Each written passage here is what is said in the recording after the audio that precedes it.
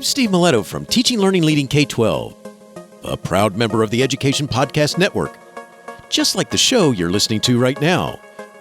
The opinions expressed are those of the individual hosts. Make sure you check out all the other great podcasts at edupodcastnetwork.com. And get ready, because the learning begins in 3, 2, 1.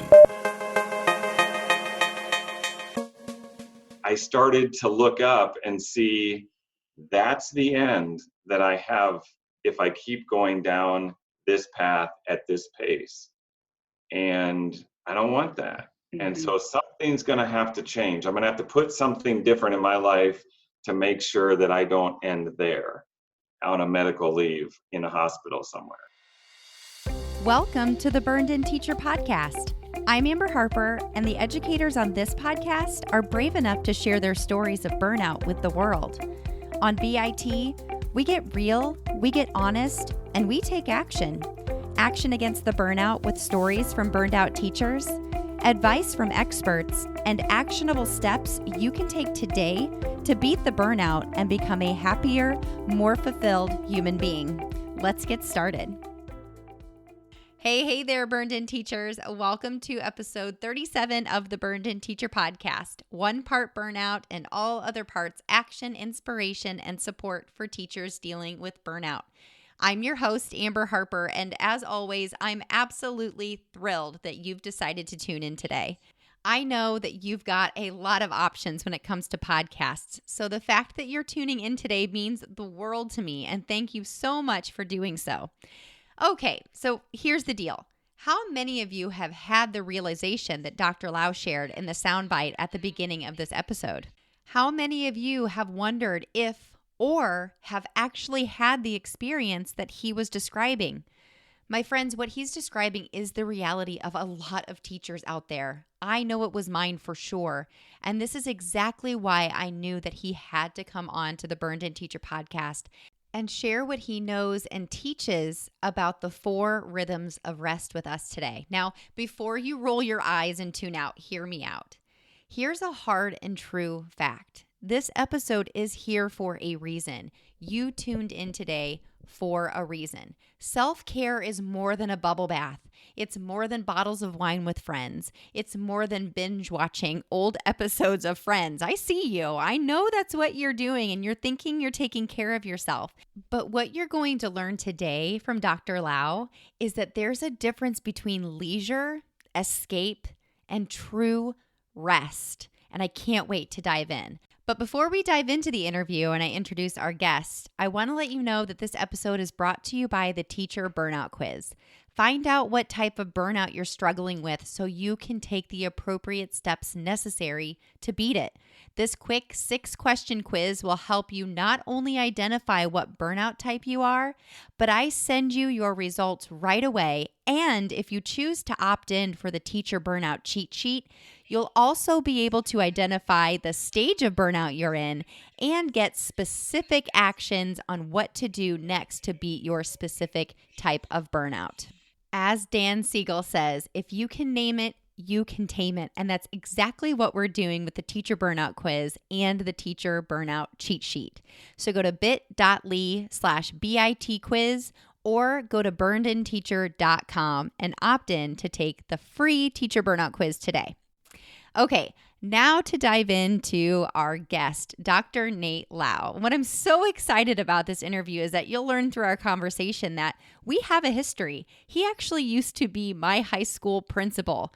Yes, that's how well he knows me. Not only that, I actually had his son in school, and our oldest daughters are very best friends. It's no coincidence, in my opinion, that we were brought together to talk about self-care and rest for teachers. It's something that we're both so passionate about. Dr. Lowe has been in education for over 23 years. He was a teacher, a coach, an administrator, and now professor at Indiana Wesleyan University. He got his bachelor's from Taylor University, his master's in education administration from Indiana University, and of course his PhD in educational leadership from Purdue University. But what I'm going to talk to him about today is his work with Run Hard, Rest Well. And you'll learn about this amazing organization as we talk about the 4 rhythms of rest. But Run Hard, Rest Well is an organization that introduces people to a transformative blueprint of work, rest, and rhythm. They also equip leaders to create an organizational culture that is vibrant, engaging, and sustainable.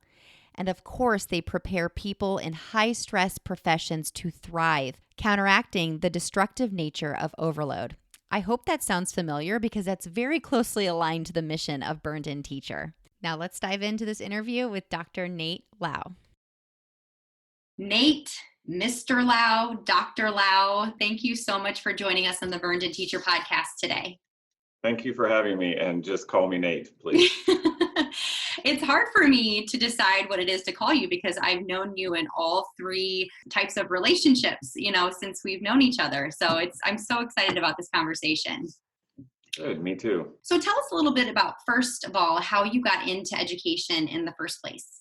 Okay, my father was a teacher for his entire working career, and I grew up in Ohio there, and then I ended up at Taylor University and as an education major, social studies education, and I was hired right out of college back in the mid-90s to teach at West Noble High School, where I met a student named Amber, and she is the host of this podcast, and so that was my introduction into education. I was a teacher and a coach for about 5 years, and then I got my administrative license through Indiana University and became the assistant principal there at West Noble. So most of my experience, at least in P12, was high school, and then became the principal at the high school there and did that for 5 years. And then I started working with an alternative school that worked with at-risk youth,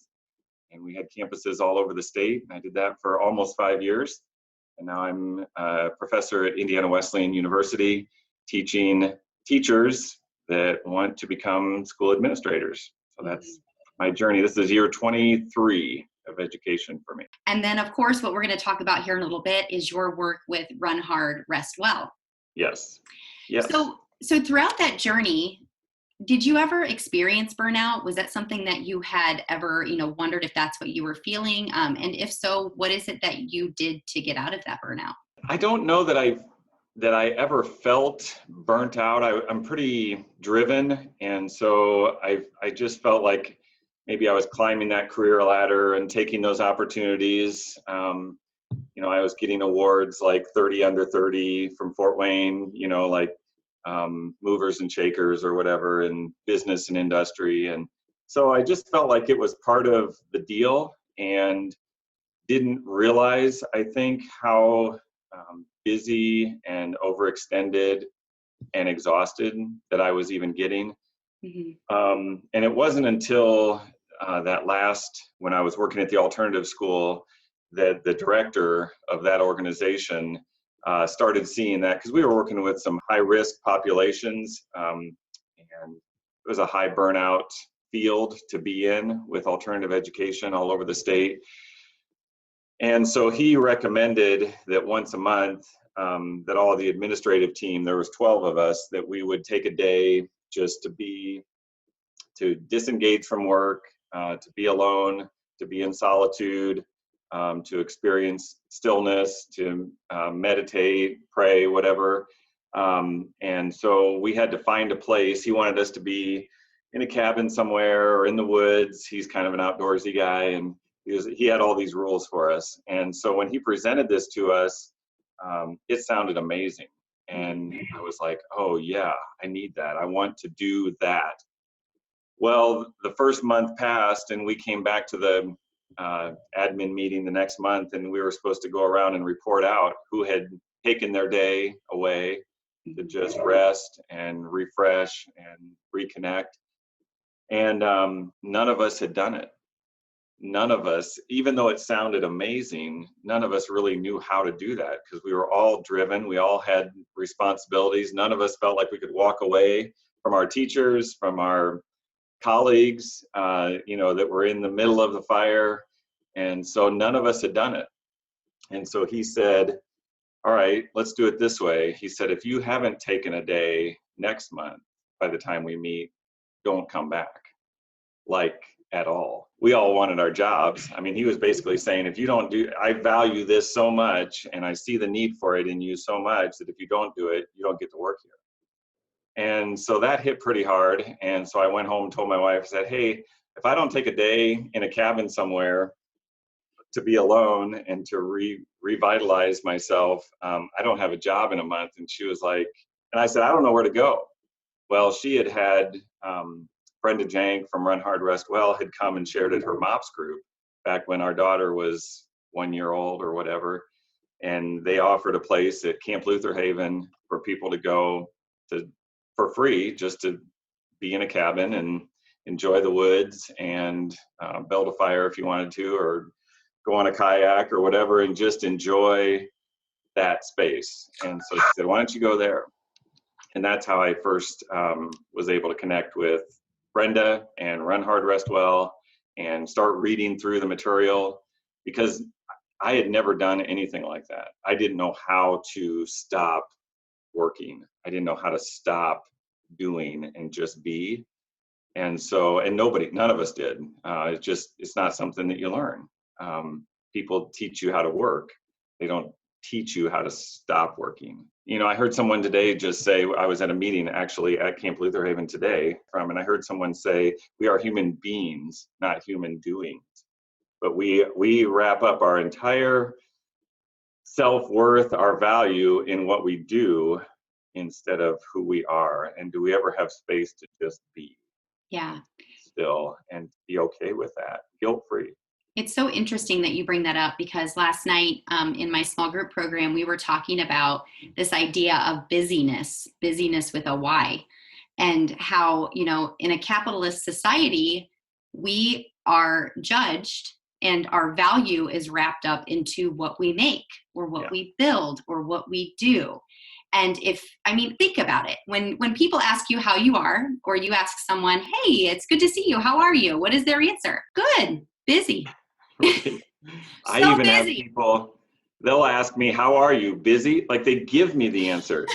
They don't even wait. They just assume that I'm busy. Yeah. Because that's the expectation. So I feel that. And I can relate also to what you were saying about, you know, being driven, and even if you have an administrator who encourages you to take a day to be rested or to rest well, or if you're sick, you know, how many teachers have you in your experience, and mine too, come to school sick because they either don't want to take the day, or it's a pain to make sub plans. Right. But they don't want to let go of that control of their kids, or they feel completely 100% responsible for everything that happens when they're gone. And they don't even take the time to rest when they're very ill. So it's such an interesting thing. And I cannot wait to get into this concept of Run Hard, Rest Well, and what that is, because I've only recently learned about it. And the whole concept of being able to go into the woods, into a cabin for free, and just enjoy nature and just take a second to be a human being rather than a human doing, like you said. I've heard that quote before, and I think it's so enlightening to think about yourself that way, and to take a step back and really say, you know what, you're right. I know you had a story that you wanted to share about maybe you not going through, you know, the adverse effects of burnout, but you know somebody in your life who has. Right. I was telling you about my father. He was a teacher, and in the last 3 or 4 years of his teaching career, he worked with elementary students and had developed this, he was a PE teacher, and this non-competitive curriculum and this playground that was beautiful, and had just really developed an amazing fitness program for these kids at a school right down the road from his house. He could walk or ride his bike to, and had just really built that program up. Well, about 3 or 4 years before he retired, they had some cutbacks in the school, and there was a person with 1 more year of seniority that saw his position and was able to bump him out of that and put him into a very stressful middle school setting that was not his forte, is not his comfort area, and inner city. Just it was a really rough situation for him and didn't fit his personality well. And he ended up finishing his teaching career, a 40-year teaching career, on a medical leave of absence, totally stressed out, panic attacks, on some medication, needing counseling, and then had to buy out the last few months or years of his teaching tenure so that he could get the retirement, the state retirement. And, I saw that happen during this time when I was, running really hard and kind of climbing that career ladder and getting, working, getting degrees, getting a doctorate, coaching, having a family, being involved in life here. And I just thought, if that's the way that this is going to end, and I see myself going that direction, I don't know if it's worth it. And I have to do something different. Otherwise, that's likely to be my story. And just to kind of wrap up with my dad, he ended up coming back to a different school setting after he had retired from the state. He went to a private school, ended up working 3 or 4 more years, and ended on a positive note. But it took some pretty dire circumstances to kind of bring him to that place. And I didn't want to get there, and I heard more and more teachers that I was working with. Used to be teachers would say, I'm going to hang in there for 1 more year till I can get my retirement. And then I heard teachers saying, I'm just hanging in there for 5 more years. And then I heard one teacher say, I just have 10 more years until retirement. I'm just hanging in there. And I thought, I don't want to get to the point in my teaching career where I'm hanging in there for 10 more years. That's a heck of a long time to hang in somewhere. And if I'm not loving every day or I tell people, I want to love 9 days out of 10. You're going to have a day in 2 weeks that you're just not loving it. But if you're not at least 9 days out of 10 where you're looking forward to going to work and being with the people that you're with, it's time to find something new. And so maybe that's what I did, is I saw that happening, or I saw that as my possible end, and took a detour because it's not worth it. No, it's not. So a couple of things that you said there really resonate with me. So one reason that I started Burned In Teacher is because those were the types of things that I was saying. Gosh, is it Friday yet? Or it's Tuesday, but it's like Monday all over again. Those things that, and I don't know if you're on social media or not, but the types of memes and GIFs that are out there that sort of glorify this misery that teachers are in. And my whole message is, we have to eradicate that educator martyrdom, that martyrdom of our happiness, and saying that this is just the way it is, and teaching just stinks, and I'm just going to hang on for retirement, or I'm going to hang on until Friday, or I'm going to hang on until Christmas break, or I'm just going to try to make it until summer break. And, and I think, some of that, there is some humor in that, to kind of relate to other people, but that's no way to live a life. Right. Believing that you can't stay home when you're sick, or, believing that there can't be any happiness in this if my administrator, doesn't treat me well, or if my students are really rough, or I can't find any connections with my coworkers, or, I got into this teaching thing and I don't know if it's for me, that type of life, that's not living, that's surviving. That's no way to live. So another thing that you said too is that, you identified those things that happened in your dad's life, and that you took those as lessons, of what to look for and what to avoid and what to bring into your life or take out of your life, if you saw those things come in. And I think that's really important to kind of highlight, because we can become really passive and have blinders on, just what we're doing, and not really learning from the things that are happening around us. And I think that's a really important thing to take away here, especially as we go into, talking about run hard, rest well, and taking care of ourselves and being mindful and bringing those practices into our lives. That, watching people crash and burn around us, is a sign that it's possible. And another thing with Burned In Teacher is really trying to help to bring those things to light, and Right. so that you can notice if they're happening in your own life. Because burnout is clinical depression. And I mean, we're working with kids here. So, this whole idea of saying, I'm just surviving for 10 years, you're going to survive. You're in survival mode in front of children for 10 more years. Right. So how does that affect them and their view of education, and their potential to go into education themselves? Exactly. I know right now you work at Indiana Wesleyan, but you also, like you said, you just came back from Camp Luther Haven today, with June and July focusing on teacher wellness and self-care, because these are obviously getting into the summer months where we should be taking time to relax and recharge. Tell us a little bit about what the whole idea behind Run Hard, Rest Well is, and maybe some practices that teachers could bring into their lives, because I know it's not just for educators. Yeah.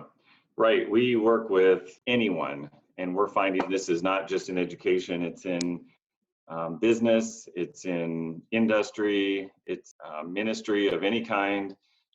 Even in the pastorate, we're finding we're working with a lot of pastors and churches and missions, just people that are in high burnout or high stress occupations. Right now we're working with a group that deals with child trafficking, and social services. So there's lots of people that are dealing with hard things, and teachers are definitely one of those groups, and administrators, people working with kids and all the trauma that they're facing. So we're going all over the country, all over the world. I presented last month in Mexico, central Mexico, twice to 2 different groups down there. I'll be in Vancouver and Portland this summer, this fall. So there's people that need this message. And the basic idea of Run Hard, Rest Well, even though Run Hard is the first name or first 2 words, we find that we don't have to spend a whole lot of time on that. People are doing that just fine. So we really focus on what it means to rest well. And we start with a new definition of rest. I think in our country, in our society, we've replaced rest with leisure or escape. Sometimes we binge watch or medicate ourselves, or do things that maybe disengage our brain but don't really refresh or restore us. And so when we talk about resting well, our definition is doing that which restores. And so if sometimes, and I think teachers are great at this, we have spring breaks coming up or summer break is coming up, and we plan every minute of that with activity and fun things, or maybe appointments, or getting the tires changed, or all the stuff we didn't do during the school year. And we fill up those weeks or that week with a bunch of stuff or leisure type things. But we get done with that and we need a vacation. And people say, I need a vacation from my vacation because it was so busy, and we drove for 19 hours to get back home so we could turn around and come to school, and I'm exhausted. And so we're saying that may have been fun, and go do those things with your family, engage, have veg out, whatever you got to do, but don't call it rest, because it's not really rest. Those are weaker substitutes for real rest. And so if you don't come back from something restored, refreshed, revitalized, Covey calls it sharpening your saw. If you haven't sharpened yourself mentally, physically, spiritually, emotionally, and you're not ready to re-engage, then that wasn't restful. And so what does it look like? What does resting well look like in 2019 USA culture? And it's different for everybody. That's what I love about this material. It's not a 10-step process or 12-step process that everybody has to follow. It's more like, what is it about what refreshes you? Are you an introvert? Are you an extrovert? Are you filled up by people? Or are you filled up by solitude? And understanding your own personality, your own makeup, and then finding those things that refill you and refresh you. Sometimes rest is activity. So for me, educators, for example, you work in an industry, we work in an industry where we don't see the results of our labor, maybe ever. You know, if you're working with second graders, 10 years later, they might graduate, they might go to college, they might do something with their lives, but chances are you don't see a lot of that. So, I encourage educators to do something where they can see the results of it today. Painting, crafting, gardening. I like to work in the yard where I can, if this flower bed is a mess and 3 hours later, it looks great. And I can see the results, and I can get my hands dirty, and I can sweat, and I can do something that refreshes me. When I'm done, I feel ready to re-engage with the papers that need to be graded, and the reports that need to be submitted, and the curriculum that needs to be written, because I've done something different. Biking is another one. I love to I'll take an hour and a half and ride for 20 miles and just go anywhere, take a new route each time. And I come back, even though it was active, I come back so refreshed by that. And that's what we're talking about. I can relate to the biking. That's something that my husband and I really enjoy doing together, is road biking. Another thing that you said that I really want to highlight too is this whole idea of not seeing your end product, really having to change your mindset sometimes and enjoying that process over product, which is something that we can also bring into our teaching practice and teaching students, that it's about the process, not the product. But I heard a theory several years ago, and I can't remember who I heard it from, but they're thinking about, teachers really struggling and forgetting their purpose can be tracked all the way back to, Henry Ford. And, rather than building that whole car yourself, you are now on a line just putting one piece in, and you don't see that end product. And that whole industrialization of education, we used to all be in one schoolhouse, and your teacher, if they were there with you the whole time, they would see your growth. And I think there's a lot of power in that. And even me looping one year with one of my classes, it was really powerful for me to see their growth from beginning second graders to end of the year third graders. Yeah, more of what we've done is maybe accepted that you're not going to see the final outcome. Even if you're working with seniors and they graduate, you still don't know. And this is what I found with alternative education. These kids graduate, you give them a diploma, they walk across the stage, you shake their hand, and it might be 10 years later that they come back and say, thank you. Like, I made it finally. And I went through these struggles.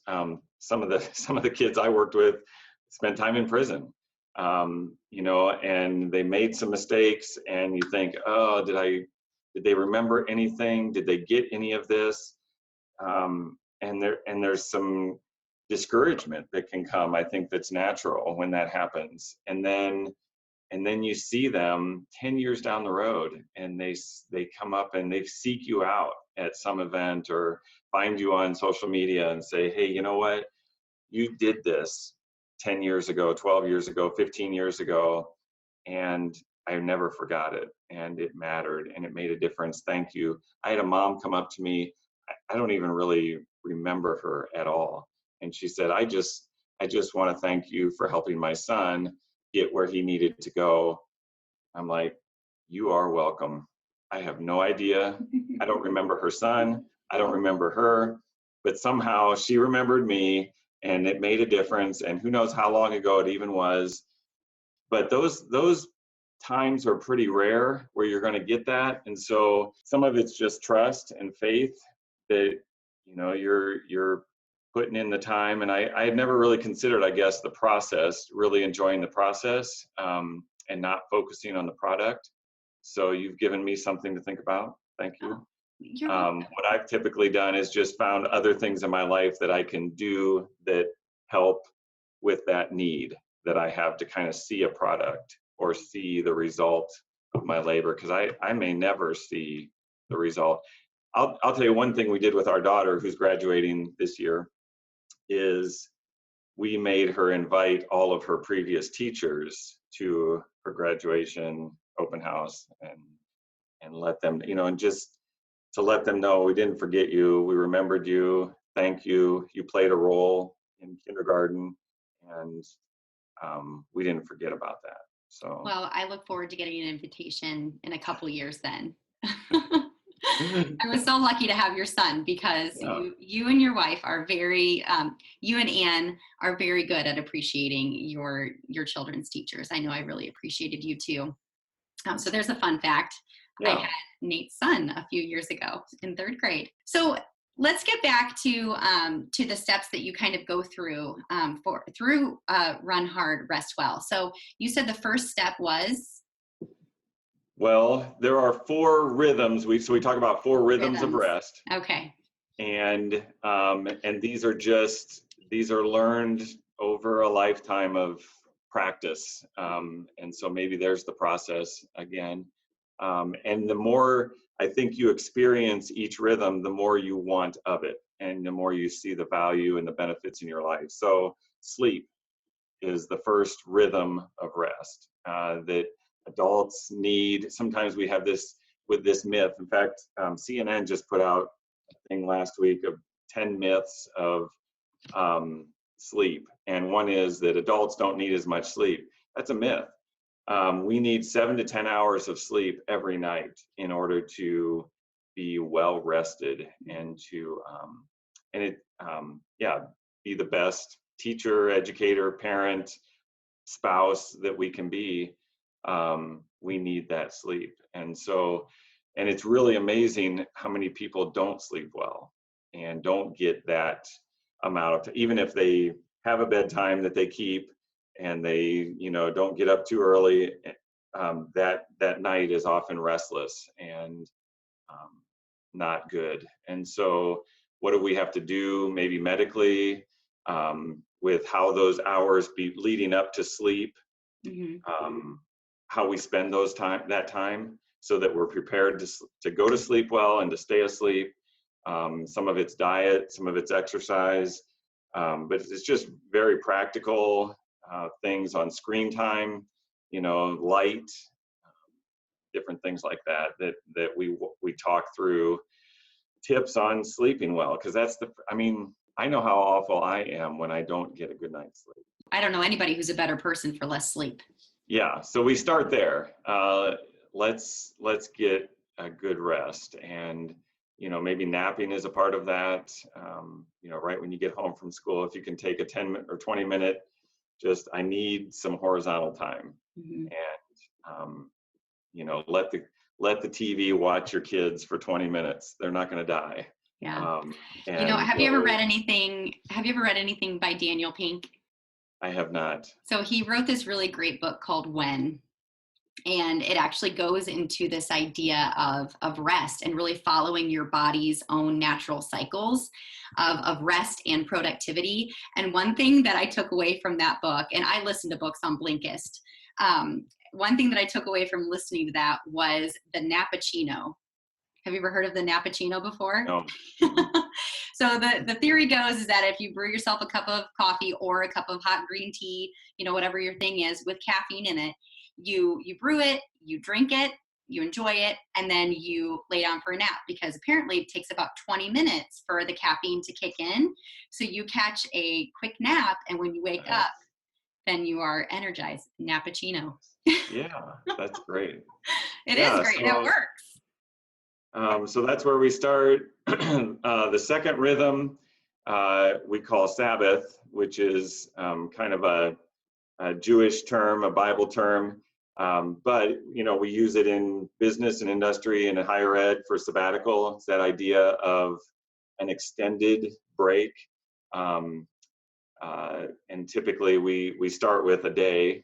So you work 6 days, or you have your normal activities, and then is there one day in the week that you could identify that's different from the others? Where for me, since I work from home now, teaching online, the benefit is I never have to go to work. The downside is I never leave work because my work is always here. And so I have to have a day for my family, for my marriage, for my most important relationships where I shut it off. Mhm. And I tell my students, I tell my colleagues, I'm not going to be available for these 24 hours. And I need you to understand that. And I work with administrators to say, what if you didn't email your teachers on the weekend or Sunday or whatever day, pick a day, I don't care what it is, but give them a break and let them have a different routine. And so we talk about that Sabbath rest, that 6 on, 1 off, 6 on, 1 off. I really like Um, that. And I can kind of relate to that too. With my husband, Jeff is a principal, right. and he is shocked because he is, in so many ways, I learned from my husband, Jeff well. Yep. And one thing that he is very good at, he is very good at shutting it off. He's very good at saying, enough is enough. This is it. I'm done. And with weekends, he's very good at that balance of saying, I have been working hard, typically 12-hour days as a principal. And, on the weekend, really shutting it down. And he is really surprised at how many teachers email him on a Saturday or a Sunday. And he often says, he'll say, I can't believe that these teachers feel like it's necessary to email. He's of course not mad, but there's almost sort of a sympathetic vibe. I feel sorry for them. They feel that they have to connect with me on their weekend. This is their time, and they're emailing me. So that's interesting to bring that up. All right. So what's the next one? The next one is stillness. So these are all S words. I don't know if you're seeing the progression. I am. And it's the idea of just being quiet and being still. And we live in an age of constant motion, of constant noise, constant distraction. Is there a time, and maybe it's a short time each day, maybe it's a longer time on the weekends, maybe once a month or every 6 months. I consider this kind of like any good relationship. So I'm thinking of my wife, a relationship with my spouse, that there has to be time where we just connect and talk and it's not the transactional, like who's picking up the kids, who's making supper, what do we got going on tonight? It's how are you doing? And those should be extended times, as you go through the year and you've got maybe a date night once a month or a weekend on your anniversary where you're having extended times. Well, we need this time, I think, just as human beings to connect with someone or something bigger than us that helps us. It's like the white hot why. Why am I here? What's the meaning in all of this? Because if I'm just nose to the grindstone and I'm churning out all this stuff and climbing the career ladder, and I never take a minute to just stop and look around and think and remember, why is it that I wanted to be a teacher? Why is it that I love education? And you never just take time to be still and think, you're going to burn out.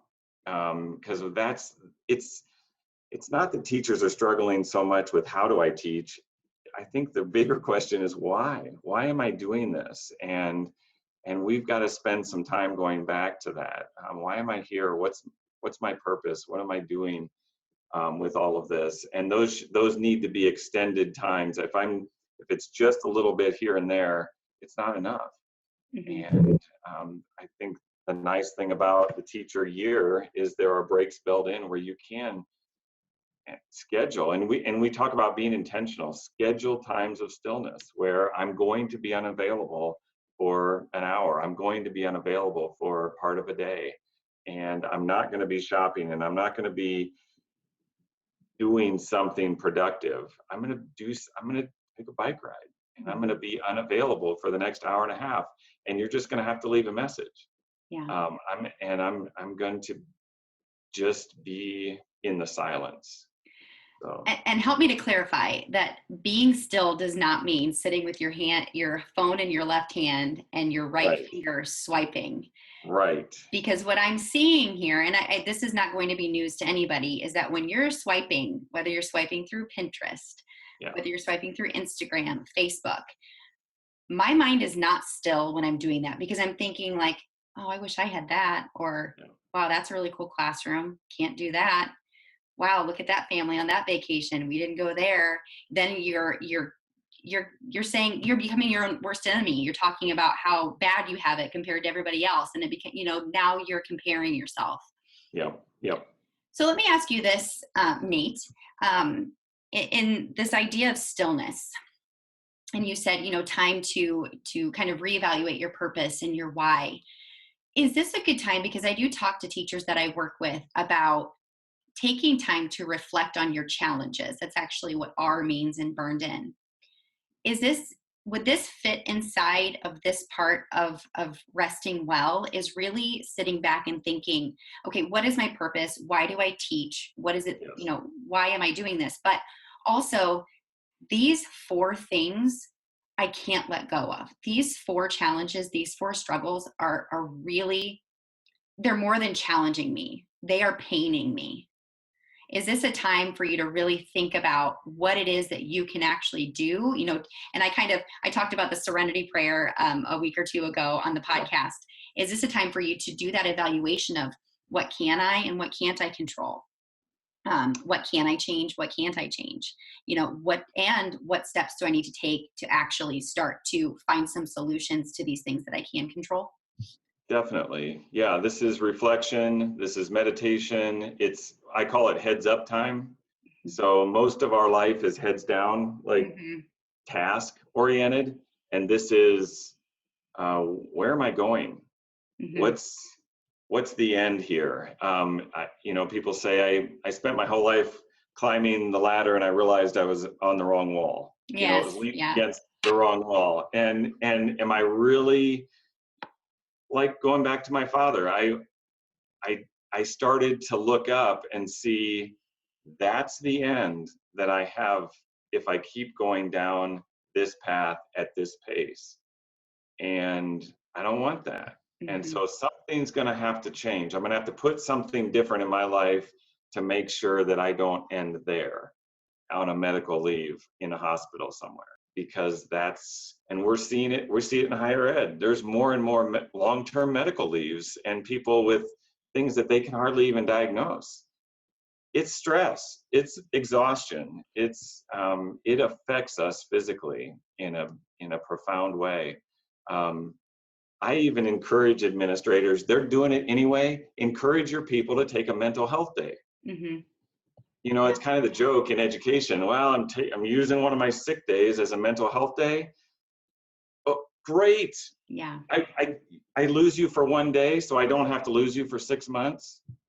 Excellent. It's really time to stop the shame surrounding burnout. And that's another reason that I started doing these interviews and started the podcast, is because it's time to stop. It's time to stop joking about it. It's time to stop the stigma, and it's time to start bringing in real solutions. And one of those solutions is take a sick day, take whatever you want to call it. Yeah. Take a personal day. How many times have you heard teachers too, where they're like, yeah, personal day. It's like, what's funny about that? That's what they're there for, so it's really interesting. Or wearing it as a badge of honor that I've saved up 144 personal days or sick days. Use those. That's one of our inventory questions is, did I use my personal time and my vacation time this year? And it's for all industries. Teachers don't really have vacation time, but we have those breaks. Did you really use it to rest and to rest well and to rejuvenate yourself? Or did you just keep banking them and hoping that someday, because maybe that's what we do. We assume someday I'm going to be on a 6-month medical leave and I'm going to need all these days. That's a really morbid way of looking at it, but I think it might be true. What if we took them on a regular basis, on a rhythm? And that's why we talk about, instead of balance, sometimes balance is tricky. but rhythm is something that I can practice. And I've heard people call it harmony as well. There's no such thing as work-life balance. It's work-life harmony. Right. It's those, and all of life is a rhythm. It's breathing in and breathing out. And if all we're doing is consuming and taking and working, we're not in balance. We're not in rhythm. We're not in a healthy rhythm. That you just can't maintain it. Yeah, Covey says, well, it's sharpen the saw. I have to stop mowing the yard to work on my mower to make sure that I can mow the yard for a long time. If I'm running a marathon, there was one funny thing when I saw a documentary on a marathon. They were going to try to beat how many 5 hours or whatever anyway. And the one guy said he had never taken a drink break in all of it. He's a super marathoner, one of the best in the world, but he would go past the drink breaks and never take any water during the entire marathon. And he realized, he said that like his coaches were finally telling him, you have to take water. And he was like, it's really amazing how much better I did when I took a minute or took a drink of water. Yeah. But he thought it was slowing him down. It was allowing him to go faster because he would take those little breaks. So I completely, we have this idea that we just have to continue to be productive. And we're saying you can rest guilt-free. We don't use shame, but it's the same thing. I feel guilty if I'm not producing something. And we're saying, it's okay. It's all right. We're giving you permission to rest. Yeah. Yeah. And sometimes that's all some people need is that permission to say, you mean I'm not lazy? You mean I'm not a bad teacher? You mean I'm not a bad mom? So yeah, I'm glad you brought that up. And what is the last one? Solitude. And this is, again, it doesn't have to be stillness. It could be on a bike, but I just need to be alone. And I need to have some space for me and to think and to dream and to plan and to be. And we don't know how to be alone. We always have to be, and if it's either our phone or people, or noise, but and a lot of these go together. So you may get Sabbath and stillness and solitude all on the same day. And that's when that fills you up. And then you're ready to go back Monday morning and hit it because you've been refreshed and you've had a good night's sleep. And, so a lot of these overlap, but those are the 4 that we really work on. And so it's the idea of personal retreat, getting away. That's how I experienced this, was a time of solitude. Go to a cabin, go outside, be by water, be in nature, get away from the concrete and the glass. And sometimes this could be your lunch break. Most of our schools have green space and blue space around them. There's ponds, there's rivers, there's woods, there's grass. But we stay the entire day, all of our kids and all of our teachers cooped up in glass and concrete. And I tell teachers, take your lunch outside. Go play recess with the kids. They're like, recess, that's my time. That's my time of solitude. Okay, fine. Go the other direction. Go to the other side of the building. Find a bench. I tell the administrators, do you not have picnic tables around your building for your teachers to sit on and have lunch? Oh, no, I never thought about that. Why not? Put a bench outside. Let people be outside. There's something refreshing about breathing the outside air and seeing nature and hearing the birds and all of it. I think you bring up an interesting point too about, teachers saying, well, that's my time to plan. That's my time, I think that too can go back to, what we can and cannot control. I know another badge of honor is that busyness, that being the last car in the parking lot, that, wearing that stress, that all these things that you have to do is sort of a badge of honor. And, humble bragging about how much you have to do as a teacher. And something that I really work on with teachers too is helping them to realize, you really do have a lot of choice in what type of work that you're putting on yourselves. Yes, of course, we have initiatives, we have things that we have to do. But there are a lot of times that myself as a teacher that, we'd have an initiative or we'd have something that we were doing and I would 10x the work myself because of those high expectations, Brene Brown talks about, perfectionism and wanting that gold star and wanting to be the best. And, those actions of affirmation are what make you feel like you're doing a good job. And we have to change our mindset about that. Do what you got to do to get the job done. Be a happy, delightful, joyful teacher, bringing these practices into your life. You really do have more control over those things than you really believe that you do. Yes. If you take time to be still and to really think about, okay, I am working every night, I'm working every weekend, I'm working every prep period, every time that I'm by myself, I am nose to the grindstone. I love how you said head down, and really thinking about what can I do? What can I do about this? Well, we used to have that before we had phones. You're waiting in line or waiting at a stoplight, and your mind would wander, and you would think of things, and you would have daydreaming. Mm-hmm. I've read articles that say daydreaming is lost. We don't daydream. And so all of that creativity time that our brains used to have is filled with information now, and news and gossip and whatever.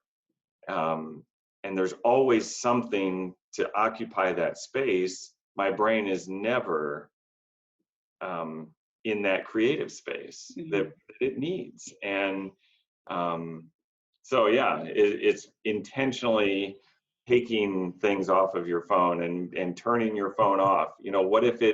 What if somebody had to leave a message? Yeah, there's voicemails for a reason, right? Right. But we feel like we have to always be available. And I think my students now, they'll comment at the end of the class.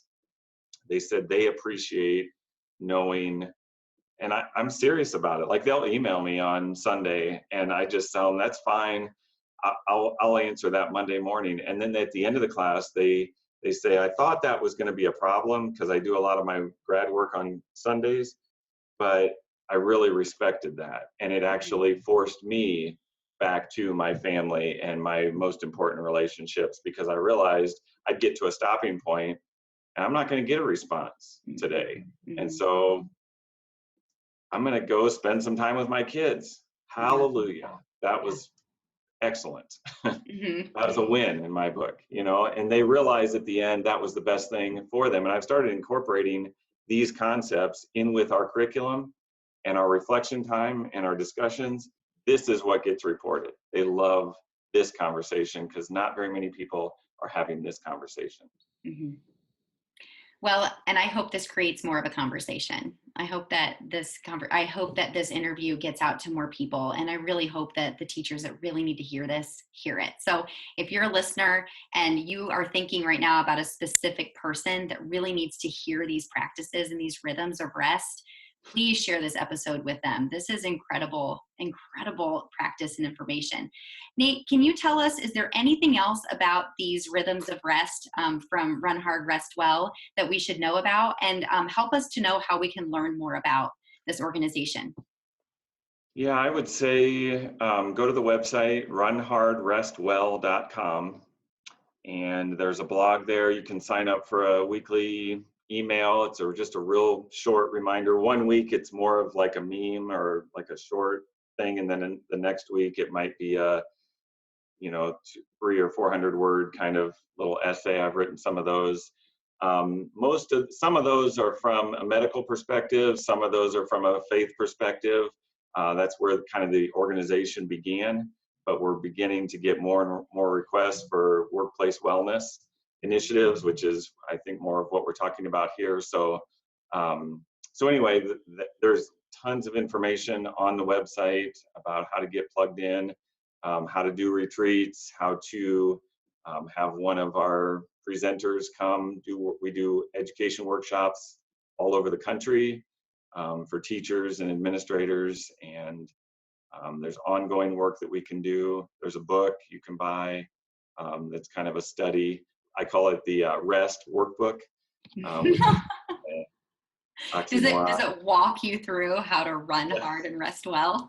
Yes. So many verbs. It is work. It's unfamiliar territory for most of us, myself included.